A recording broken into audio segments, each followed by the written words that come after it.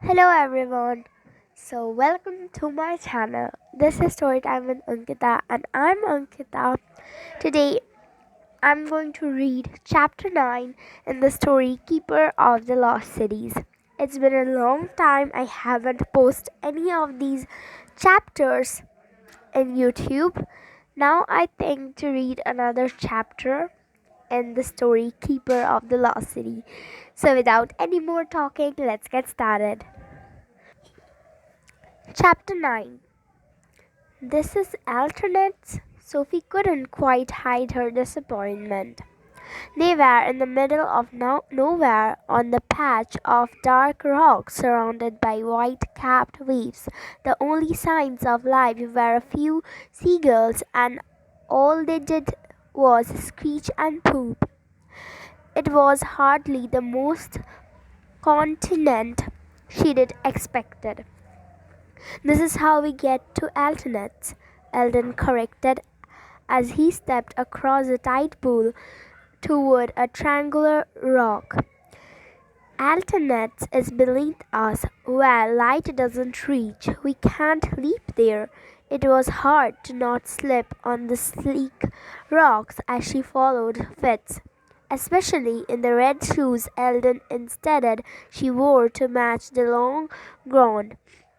She had begged to wear pants, but apparently it was a sign of status for a girl to wear a gown, especially in alternates, which Eldon explained was a noble city, which meant members of the nobility had offices there. The empire waist and banded necklace of her dress made her feel like she was wearing a costume. It was even stranger seeing Fitz in 11 clothes and a long blue tunic with elaborate embroidery around the edges and slider pockets shown into the sleeves, the exact same as his Pathfinder. Black pants with pockets at the ankles so he didn't have to sit on the stuff he carried. He did explain the black boots completed the look. No sign of tights or pointy shoes, thankfully. But he looked more like an elf now, which made everything more real. A rock moved under her foot and she fell into Fitz's arm. Sorry, she whispered, knowing her face was red as her dress. Fitz shrugged. I'm used to. My sister Brania is clumsy too. She wasn't sure she liked the comparison, so Atlas Leary sank? She asked, changing the subject as she followed him to the ledge high above the water. The ancient engineered the Carascope, Eldon answered. He opened a secret compartment in the side of the strange rock, revealing hundreds of tiny glass bottles, grabbed one, and joined them on the ledge. How else would humans think we disappeared? Sophie glanced at the label on the bottle. One water whirlpool opened with care. Step back. Eldon acorned the top, flung the bottle into the ocean. A huge blast of wind rapped inside their faces, and the roar of cleaning water filled the air. Ladies first, Eldon shouted, pointing to the edge. I'm sorry, what? Maybe you should go first, Dad, Sophie Fitz suggested. Eldon nodded, gave a quick wave, and jumped. Sophie screamed. Eldon laughed beside her. Your turn. He dragged her toward the edge. Please tell me you are joking. She begged as she tired and failed to pull away. It looks worse than it is, he promised. Sophie, she gulped, staring at the maelstrom whirring beneath her. Cold, salty water sprayed her face. You seriously expect me to jump? I can push you if you'd prefer. Don't even think about it. Better jump then. I will give you the count of 5. He stepped toward her. 1. Okay, okay. She wanted to keep what little energy she left. She took a slow, deep breath, closed her eyes, and stepped off the edge, screaming the whole way down. It took her a second to realize she wasn't drowning, and another after that to stop flapping around like an idiot. She opened her eyes and gasped. The water pool formed a tunnel of air, dripping and waving through the dark water like the craziest water slide ever. She was actually starting to enjoy the ride when she launched out of the vortex onto an enormous sponge. It felt like being licked from head to toe by a pack of mittens, the kitten breath, and then the sprang back, leaving her standing on a giant cushion. Her hands froze as she smoothed her dress. I'm not wet. The sprong absorbed the water when you land incoming.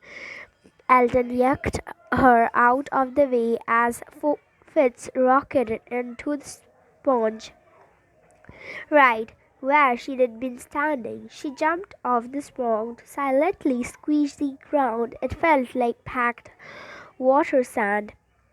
Now this is Eldon's. Eldon gestures to the gleaming metropoles ahead of them.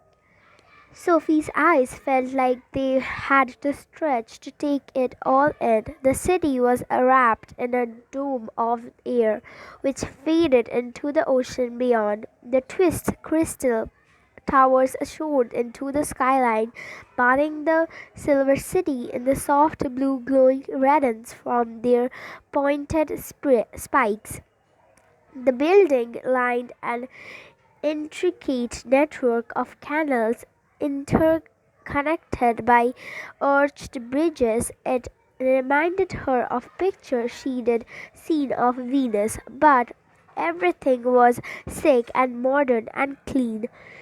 Despite being at the bottom of the ocean, the air was crisp and fresh. The only clue that they were underwater was a mutter hum in the background, like the sound of she'd heard when she put a seashell to her ear.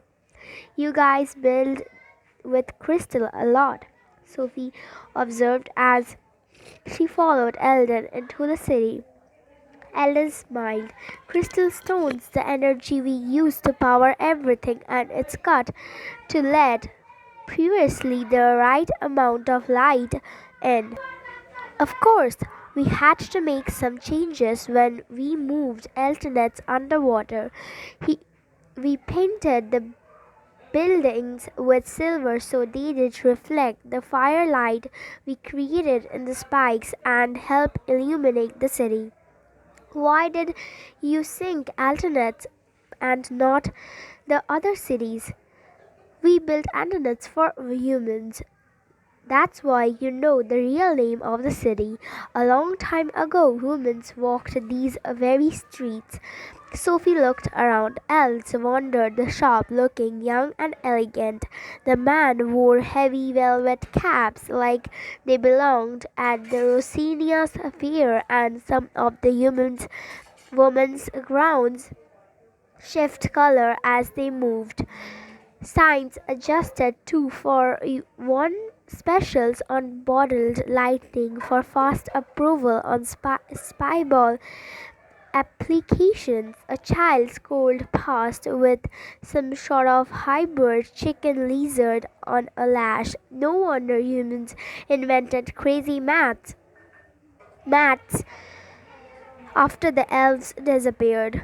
They reached the main canal and Eldon heard one of the carriages floating along the water, a silver almond-shaped boat with two rows of high-beaked branches benches.